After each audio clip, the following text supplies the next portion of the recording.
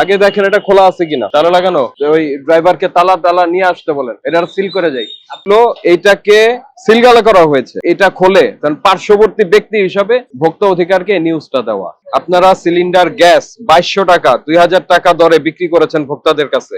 উনি gas cylinder বিক্রি করেন, তো পার্শ্ববর্তী একটি গ্যাস সিলিন্ডারের দোকানে আমরা তদারকিকালে উনি বন্ধ করে পালিয়ে যান। যে সরকার নির্ধারিত মূল্য হচ্ছে 1728 টাকা, সে 12 কেজির সিলিন্ডার উনি 2200 টাকা পর্যন্ত বিক্রি করেছেন। আপনাদের উপরে দায়িত্ব হলো এইটাকে সিলগালা করা হয়েছে, ঠিক আছে?